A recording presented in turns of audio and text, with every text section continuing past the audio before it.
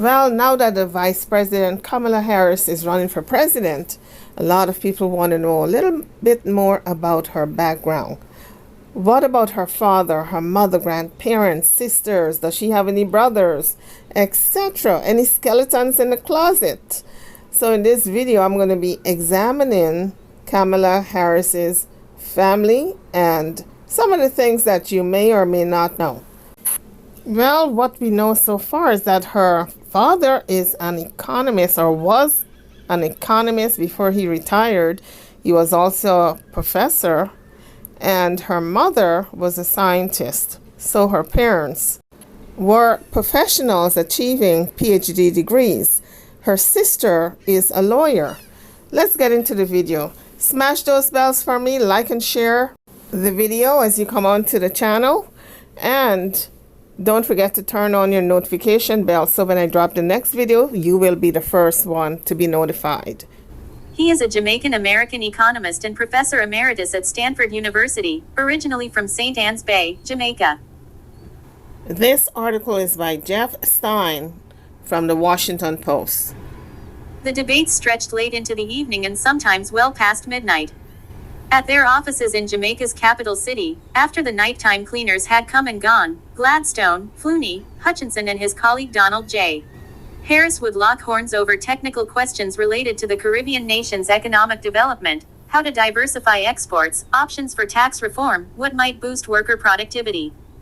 Nearly every day for about 8 months in 2012, the father of Kamala Harris, now the U.S. Vice President and Democratic presidential nominee, worked with Hutchinson to craft what would become a 294-page document laying out an economic growth strategy for Jamaica, which at the time was suffering from sluggish growth and cripplingly large debt. The growth inducement document the longtime friends produced after hundreds of meetings with private sector and civil society leaders is viewed by some former Jamaican officials as playing a key role in righting the country's economy in the decade since. Donald Harris later received the Order of Merit, Jamaica's third highest national honor. Donald Harris' policy work was absolutely foundational to the Jamaican economy, said Hutchinson, an economics professor at Lafayette College in Pennsylvania. Since Kamala Harris' rise to national prominence, her father has been labeled a left-wing economist who often focused on abstract debates primarily of interest to fellow academics. The 85-year-old former Stanford University professor did spend much of his career immersed in arcane disputes over topics whose practical implications can be hard to discern immediately. His 1978 book, for instance, is a 313-page dissection of centuries of competing concepts about the nature of capital accumulation and income distribution, suggesting a fascination with economic theory purely for its own sake. But his role in trying to solve the practical economic problems of Jamaica, the country of his birth and youth, reveals a less examined side of his career. And some former colleagues say that work provides insight into the economist's potential influence on his daughter's worldview. They hear echoes of Donald Harris in elements of the vice president's speeches, from her commitment to minority-owned businesses to her support for the Biden administration's industrial policy initiatives. Part of the thing was Don Harris never left us, even when he was at Stanford, said Renee Ann Shirley, a Jamaican financial consultant who was a senior advisor to the island's first female prime minister in the mid-2000s. He understood being Jamaican and being Caribbean and being from an underdeveloped part of the world. That's what he stood for, and I think is a formative part of who Kamala is as well. Several times over at least 3 decades, Harris advised Jamaica's government on how to develop the nation's economy. Coming from an academic steeped in Marxist theory, Harris' recommendations, including privatization of airports, tax reductions for businesses, and a corporate land registry, can appear strikingly non-ideological. Jamaica is now widely recognized as a fragile economic success story. It has sustained significant growth amid surprisingly large reductions in its debt due to an unusual agreement with the International Monetary Fund, which some allies say Harris helped craft through the 2012 growth strategy. He was an invaluable resource whose opinions needed to be sought, P.J. Patterson, Jamaica's prime minister from 1992 to 2006, said in an interview. To a very large extent, the economic improvements we are witnessing today were founded on the principles and the priorities established in his industrial policy, which have borne expected fruit. Donald Harris and Shimalaga Palin, the vice president's mother, separated when Kamala and her sister, Maya, were young. Kamala Harris has said previously that she was raised by her mother, who died in 2009. The extent of her current relationship with her father is unclear. After Kamala Harris joked about her Jamaican heritage during the 2020 Democratic primary race while admitting to having used marijuana, Donald Harris criticized her fiercely in a since-deleted post on a Jamaican website, accusing his daughter of perpetuating stereotypes. Despite former President Donald Trump's recent attacks on her heritage, Kamala Harris has embraced her identity as a Black American for decades. My dear departed grandmothers, as well as my deceased parents, must be turning in their grave right now to see their family's name, reputation and proud Jamaican identity being connected, in any way, jokingly or not, with the fraudulent stereotype of a pot-smoking joy seeker and in the pursuit of identity politics, Donald Harris wrote at the time. Neither the Harris campaign nor Donald Harris returned requests for comment. Donald Harris' comment reflected his loyalty to his native country. Born in Brownstown, Jamaica, in 1938, he would go on to study at University College of the West Indies and then the University of London, before eventually receiving his PhD at the University of California at Berkeley in 1966. He later became the first Black person to be granted tenure in Stanford's economic department, following a 1960s push by student groups for more racial and intellectual diversity in elite departments, said Nathan Tankis, research director of the Modern Money Network, who has studied Harris' career and writings. It was that specific moment when that pressure was still live, when the impetus to transform the economics profession was still live, Tankis said. And he would be very focused on development, in a very practical sense. When Kamala and Maya were little girls, their father took them to Brownstown. In a 2020 essay titled, Reflections of a Jamaican Father, Donald Harris said the girls were rewarded with brada, a Jamaican word that roughly translates to bonuses, in the form of mangoes, naseberries which have a nutty taste, and guinep, a small green fruit similar to a lychee. Donald Harris, who dedicated his 1978 book to his daughters, later said these trips had a serious purpose. When they were more mature to understand, I would also try to explain to them the contradictions of economic and social life in a poor country, like the striking juxtaposition of extreme poverty and extreme wealth, while working hard myself with the government of Jamaica to design a plan and appropriate policies to do something about those conditions, Harris wrote. By the late 1980s, Harris was giving Jamaican officials economic advice, according to Hutchinson. In the early 1990s, Patterson, then Prime Minister, made Harris a senior economic advisor and appointed him to lead the country's National Industrial Policy Board. Many of Harris' recommendations would be incorporated into Vision 2030 Jamaica, National Development Plan, the country's 2009 long-term growth document, and a 2012 plan by the Planning Institute of Jamaica that Harris and Hutchinson directed and edited. Their efforts involved both officials in government ministries and a leadership team from the political opposition. Damian King, executive director of the Caribbean Policy Research Institute, praised Harris for returning to help Jamaica but disputed that the 2012 plan played much of a role in the country's economic rebound. Shirley, the financial consultant, said Harris was never one to discuss ideology but was interested in ideas and figuring out what we needed to do. Harris, she said, wanted to see what sort of government investments could help move Jamaica's agricultural producers up the value chain, meaning they would not just be exporting raw materials. He worried about the danger of overdependence on remittances from Jamaican migrants as a short-term solution to the country's lack of foreign currency. Perhaps ironically given his own trajectory, Harris was also concerned that the economy was producing too many workers with postgraduate degrees, who would then relocate abroad, taking their talents with them, and argued that the government should achieve universal education for the broad population. Harris was always involved, Shirley said, not just with Jamaica but with the Caribbean islands. Donald J. Harris is the father of Kamala Harris. He is a Jamaican-American economist and professor emeritus at Stanford University, originally from St. Ann's Bay, Jamaica. Of Jamaican descent, Harris was born on August 23, 1938, to Beryl Christie Harris née Finnegan and Oscar Joseph Harris. He grew up in the Orange Hill area of St. Ann Parish, near Brownstown. Harris received a Bachelor of Arts from the University College of the West Indies in 1960. In 1963 he came to the United States to earn a PhD from University of California, Berkeley, which he completed in 1966. He met his future wife, Shimala Gopalan, through the civil rights movement. Harris was an assistant professor at the University of Illinois at Urbana-Champaign from 1966 to 1967 and at Northwestern University from 1967 to 1968. He moved to the University of Wisconsin-Madison as an associate professor in 1968. In 1972, he joined the faculty of Stanford University as a professor of economics. He directed the Consortium Graduate School of Social Sciences at the University of the West Indies in 1986 to 1987. He was a Fulbright Scholar in Brazil in 1990 and 1991 and in Mexico in 1992. In 1998, he retired from Stanford, becoming a professor emeritus. Ancestry of Kamala Harris. Kamala Harris is of Jamaican descent on her paternal side and of Indian descent on her maternal side.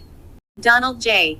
Harris wrote in an account of his family ancestry that the Harris name comes from his paternal grandfather Joseph Alexander Harris, a landowner and agricultural produce exporter, and that his paternal grandmother, Miss Chrishy, née Christiana Brown, was a descendant of both enslaved Jamaicans and Hamilton Brown, a plantation and slave owner. On October 18, 2021, he was honored with the Order of Merit, Jamaica's third highest national honor, for his outstanding contribution to national development. He is the father of U.S. Vice President and current Democratic presidential nominee Kamala Harris and lawyer Maya Harris. Kamala Harris was on her 2019 memoir promotion tour when she joked around with radio host Charlemagne the God, the future vice president, cheekily answering his question about whether she'd ever used marijuana. "Half my family's from Jamaica," she said. "Are you kidding me?"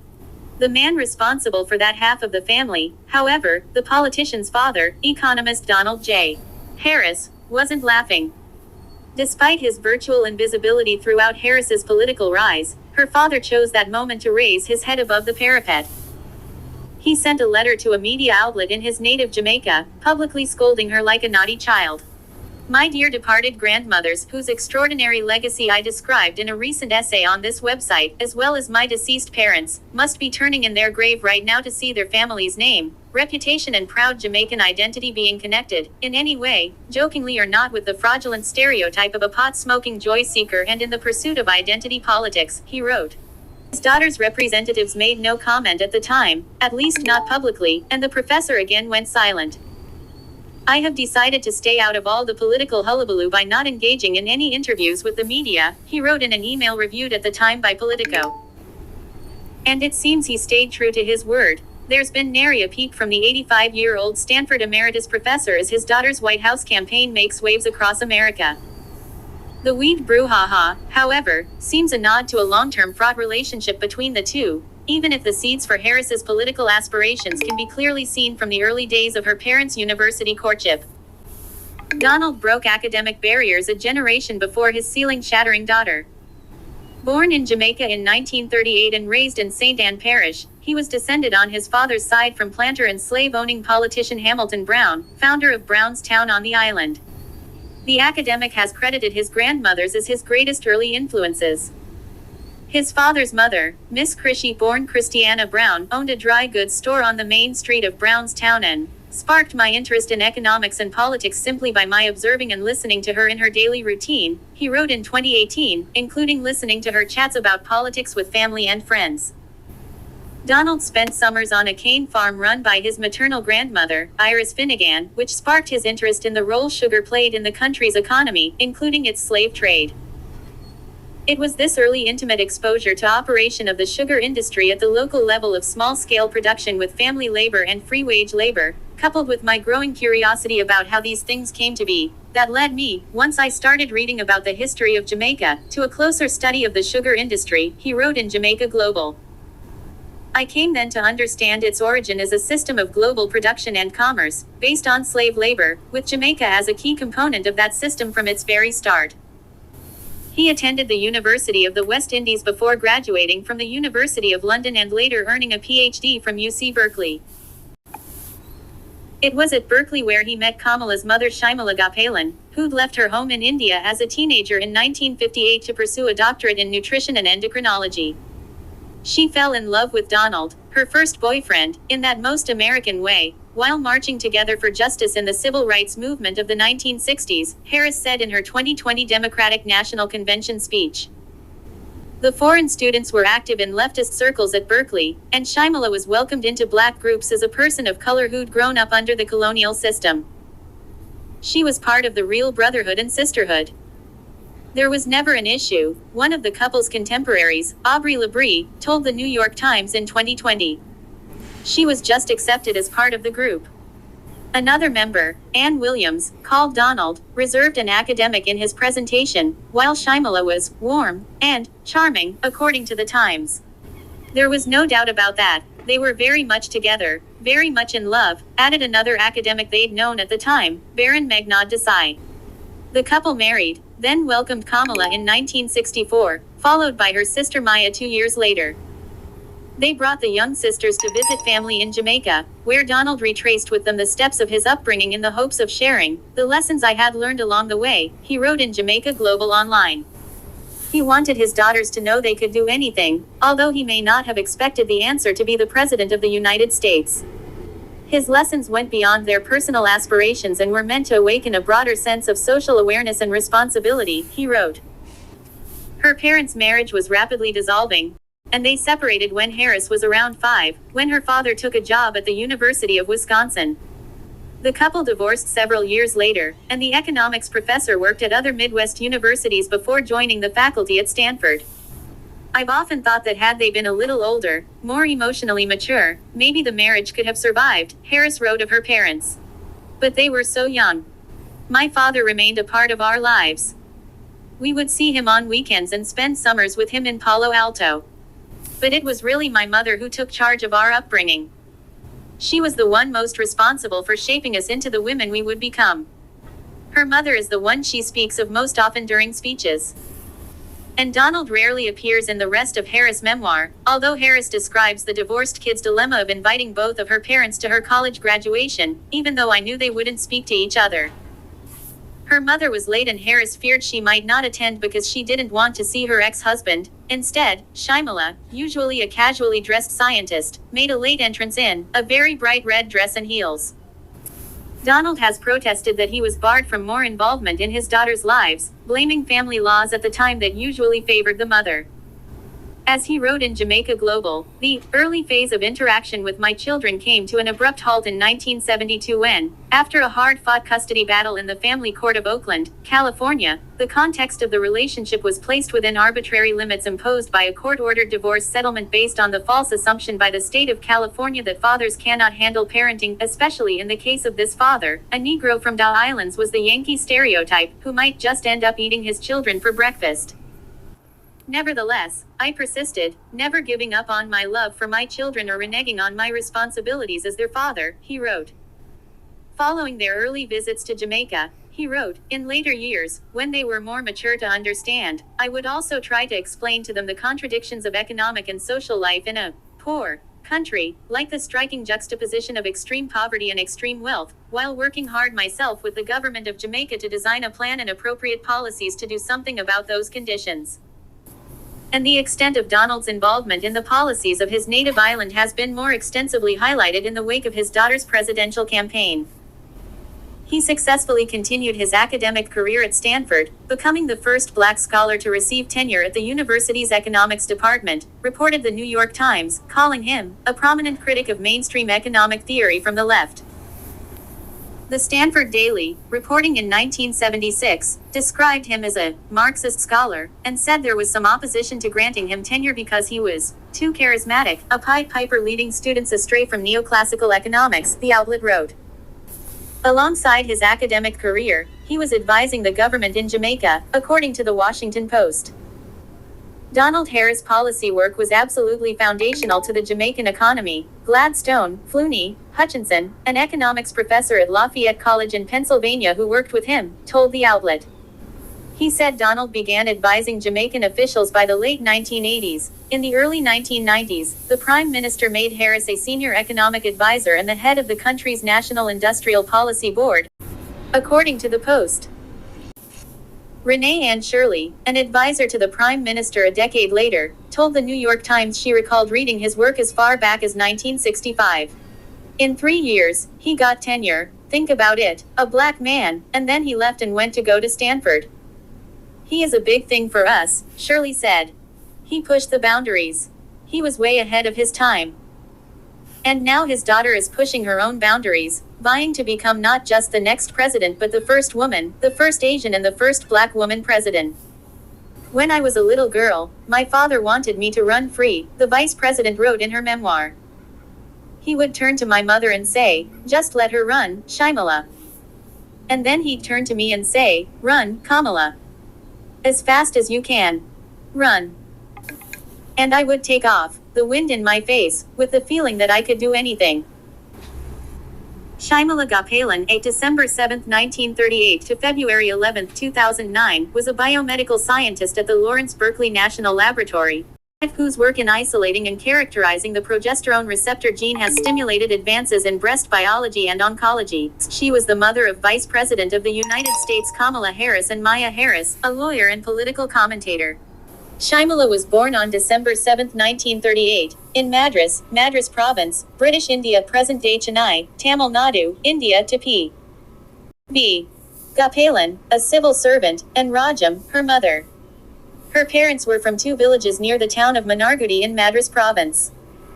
Gopalan had begun his professional life as a stenographer, and, as he rose through the ranks of the Imperial Secretariat Service and later Central Secretariat Service, both parts of the civil service, he moved the family every few years between Madras, now Chennai, New Delhi, Bombay, now Mumbai, and Calcutta, now Kolkata.